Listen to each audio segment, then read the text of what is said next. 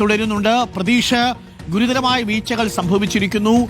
ഇപ്പോൾ മണിയമ്പിള്ള രാജു ഇന്നലെ ട്രിവാൻഡ്രം ക്ലബ്ബിൽ നിന്ന് ഇറങ്ങുന്നത് 9:30-ക്കാണ് ആക്സിഡന്റ് ഉണ്ടാവുന്നത്. ആ ആക്സിഡന്റ് ഉണ്ടായതിനു ശേഷം ഇടിച്ച വോൾവോ കാർ ഇതുവരെയും കസ്റ്റഡിയിലെടുക്കാൻ പോലീസിന് സാധിച്ചിട്ടില്ല, അല്ലേ?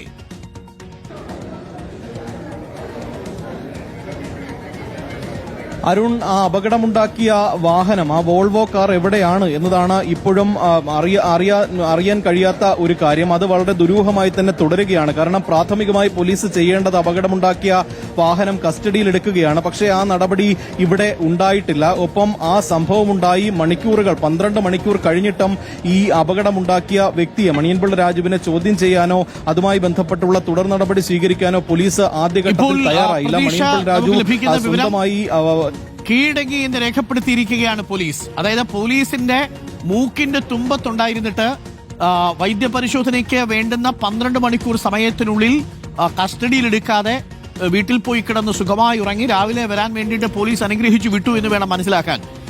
12 മണിക്കൂറിന് ശേഷമാണ് പോലീസ് മണിയമ്പിള്ള രാജുവിന് കീഴടങ്ങാൻ അവസരം കൊടുത്തിരിക്കുന്നത്. മണിയമ്പിള്ള രാജു ഇപ്പോൾ ജനറൽ ആശുപത്രിയിലാണ്. അറസ്റ്റ് രേഖപ്പെടുത്തിയിരിക്കുന്നു എന്നുള്ളതാണ് ഇപ്പോൾ ലഭിക്കുന്ന വിവരം. അതായത് ഗുരുതരമായ വീഴ്ച സംഭവിച്ചു എന്ന് തന്നെ ഈ ഘട്ടത്തിൽ പറയേണ്ടി വരും.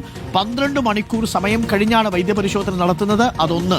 2, ഇതുവരെയും അപകടം സംഭവിച്ച അല്ലെങ്കിൽ അപകടം നടത്തിയ കാർ, ഇടിച്ച കാറ് എടുക്കാൻ, വോൾവോ കാറ് കണ്ടെത്താൻ പോലീസിന് സാധിച്ചിട്ടില്ല എന്നുള്ളതാണ്. ഇതിൽ അഷിൻ പോലീസിനോട് രാത്രിയിൽ തന്നെ താൻ ഇങ്ങനൊരു വാഹനം, ഇങ്ങനെ അപകടം സംഭവിച്ചു എന്നുള്ള വിവരം താൻ തന്നെ വിളിച്ചറിയിച്ചു. നാളെ രാവിലെ ഹാജരാകാമെന്ന് പറഞ്ഞു. അങ്ങനെ പോലീസ് സമ്മതിച്ചു എന്നല്ലേ മണിയമ്പിള്ള രാജു നമ്മളോട് പറഞ്ഞത്? അതങ്ങനെയാണെങ്കിൽ പോലീസിന് എങ്ങനെയാണ് അങ്ങനെ സമ്മതിക്കാൻ കഴിയുക?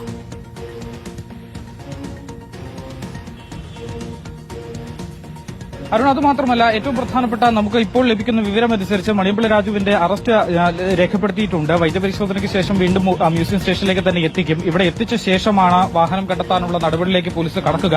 വൈദ്യപരിശോധന കഴിഞ്ഞ് പറയാമെന്നുള്ള, ഈ വാഹനം എവിടെയാണെന്നുള്ള കാര്യം വൈദ്യപരിശോധനയ്ക്ക് ശേഷം പറയാം എന്നുള്ള കാര്യമാണ് മണിയമ്പിള്ള രാജു പോലീസിനോട് പറഞ്ഞിട്ടുള്ളത്. അതായത് നമ്മൾ മനസ്സിലാക്കേണ്ടത്, ഈ അപകടം നടന്ന ആ സമയം മുതൽ മണിയമ്പിള്ള രാജു പറയുന്നതനുസരിച്ചാണ് നിലവിൽ ഇപ്പോൾ മ്യൂസിയം സ്റ്റേഷനിൽ നടപടിക്രമങ്ങൾ നടക്കുന്നത് എന്നുള്ളതാണ് ഈ കാര്യങ്ങളിൽ നിന്ന് വ്യക്തമാകുന്നത്. ആദ്യം തന്നെ ഒരു അപകടമുണ്ടാകുന്നു. ആ അപകടമുണ്ടായ സംഭവം അത് പോലീസിനെ വിളിച്ചറിയിക്കുന്നത് മണിയമ്പിള്ള രാജു തന്നെയാണ്. ഞാൻ തന്നെ രാവിലെ സ്റ്റേഷനിൽ ഹാജരായിക്കോളാം എന്നൊരു കാര്യം പോലീസിനോട് ആവശ്യപ്പെടുന്നു. പോലീസ് അത് സമ്മതിക്കുന്നു. അതിനുശേഷം വൈദ്യപരിശോധന നടത്തിയാൽ മതി എന്ന് പോലീസിനോട് പറയുന്നു. അതും അതുപോലെ തന്നെ 9:30 നടന്ന അപകടം ഇത്ര മണിയാകുന്നു. ഏതാണ്ട് 10-12 മണിക്കൂർ പിന്നിടുന്നു. ഇതുവരെയും വൈദ്യപരിശോധന നടത്തിയിട്ടില്ല. ഇപ്പോഴാണ് വൈദ്യപരിശോധനയ്ക്ക് വേണ്ടി അറസ്റ്റ് രേഖപ്പെടുത്തി കൊണ്ടുപോയിട്ടുള്ളത്. മൂന്നാമത്തെ കാര്യം, ഈ വാഹനം എവിടെ എന്നുള്ളൊരു പ്രധാനപ്പെട്ട ചോദ്യമാണ്. ഈ ചോദ്യത്തിന് ഉത്തരം നൽകുന്നതും മണിയമ്പിള്ള രാജു തന്നെയായിരിക്കും. അതും അദ്ദേഹത്തിന്റെ സൌകര്യത്തില് അതായത് വൈദ്യപരിശോധനയ്ക്ക് ശേഷം താൻ വാഹനം എവിടെയാണ് ഉള്ളത് എന്നുള്ള കാര്യം പറയാം എന്നുള്ളതാണ് പോലീസിനോട് പറഞ്ഞിട്ടുള്ളത്. അതനുസരിച്ച് ഇവിടെ എത്തിച്ച ശേഷം വൈദ്യപരിശോധന കഴിഞ്ഞ് മ്യൂസിയം സ്റ്റേഷനിലേക്ക് എത്തുന്ന മണിയമ്പിള്ള രാജുവുമായി വീണ്ടും വാഹനം കണ്ടെത്താൻ മ്യൂസിയം സ്റ്റേഷനിൽ നിന്ന് ഒരു ജീപ്പ് പോലീസുകാർ അങ്ങോട്ടേക്ക് പോകും എന്നുള്ളതാണ്. എവിടെയാണ് എന്നുള്ള കാര്യം അദ്ദേഹം പോകുന്ന വഴിയിൽ പറയും എന്നുള്ളതാണ് നമുക്ക് മനസ്സിലാക്കാനും കഴിയുന്നത്. അതായത് നേരത്തെ ഞാൻ സൂചിപ്പിച്ചതുപോലെ തന്നെ ആദ്യം മുതൽ തന്നെ ഈ കേസ് എങ്ങനെ നീങ്ങണം, എങ്ങനെയാണ് പോലീസ് ചെയ്യേണ്ടത് എന്നുള്ള കാര്യം മണിയമ്പിള്ള രാജു. ടി വി പ്രസാദ്, ഇന്നലെ രാത്രിയിൽ 9:30ക്കാണ് ഈ അപകടമുണ്ടാവുന്നത്.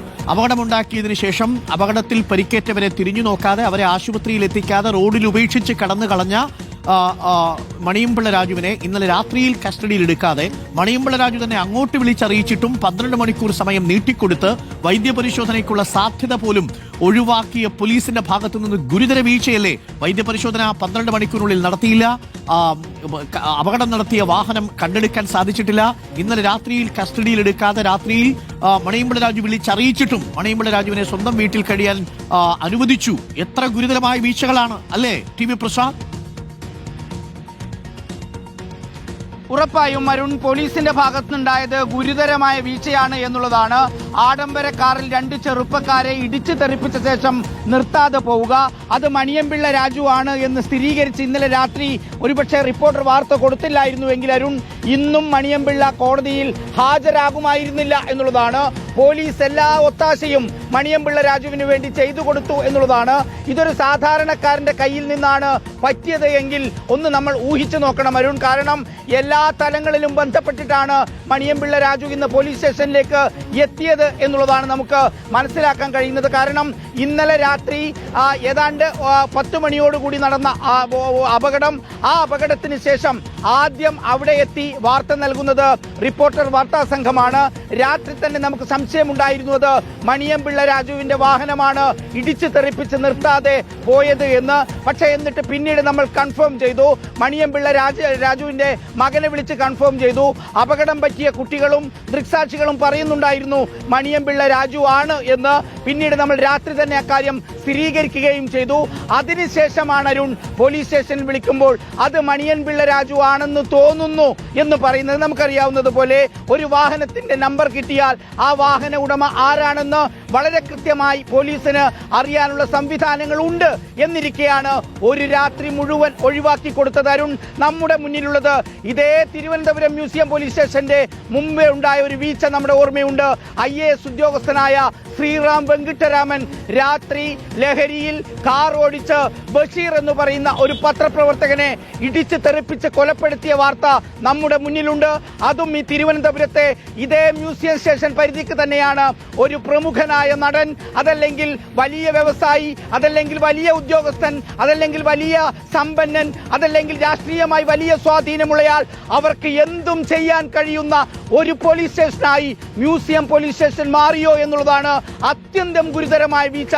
ഇതുവരെയും ആ വണ്ടി എവിടെയെന്ന് കണ്ടെത്താൻ പോലും പോലീസിന് കഴിയാത്തത് നാണക്കേടാണ് അരുൺ. പാവപ്പെട്ട 2 ചെറുപ്പക്കാരെ, കുട്ടികളെ ഇടിച്ച് തെറിപ്പിച്ചതിന് ശേഷം ഇന്നലെ സ്വസ്ഥമായി അദ്ദേഹം കിടന്നുറങ്ങി എന്നുള്ളതാണ്. ഈ സമയം വരെയും നിയമത്തിന്റെ മുന്നിലേക്ക് വരാതെ നഗരത്തിലെ പ്രമുഖരായ ആളുകളോടൊപ്പം രാവിലെ വളരെ സുഖമായി പോലീസ് സ്റ്റേഷനിൽ ഹാജരാവുകയാണ്. ഇന്ന് രാവിലെ ഹാജരാകാമെന്ന് ഇന്നലെ രാത്രി തന്നെ പോലീസ് പറയുന്നുണ്ടായിരുന്നു. അങ്ങനെയെങ്കിൽ അരുൺ, ഇന്ന് രാവിലെ നേരം വെളുക്കുന്നതിന് മുമ്പ് തന്നെ ഈ ഗുരുതരമായ കുറ്റകൃത്യം ചെയ്തത് അപകടം ആർക്കും സംഭവിക്കാം. പക്ഷേ അപകടം സംഭവിച്ചിട്ട് 2 കുട്ടികളെ റോഡിലേക്ക് തള്ളിയിട്ടിട്ട് വാഹനം കൊണ്ട് ഇടിച്ചിട്ട് നേരെ വീട്ടിലേക്ക് കടന്നു കളയരുത് എന്നിട്ടൊരു ന്യായം പറയുന്നത് ക്ലബിൽ വിളിച്ചു പറഞ്ഞിരുന്നു അവരെ ആശുപത്രിയിൽ എത്തിക്കാനെന്ന്. അരുൺ, ഗുരുതരമായ വീഴ്ചയാണ് മണിയമ്പിള്ള രാജുവിന്റെ ഭാഗത്തുണ്ടായത്. അതിനേക്കാളും വലിയ വീഴ്ചയാണ് തിരുവനന്തപുരത്തെ മ്യൂസിയം പോലീസിന്റെ ഭാഗമായി ഉണ്ടായത്.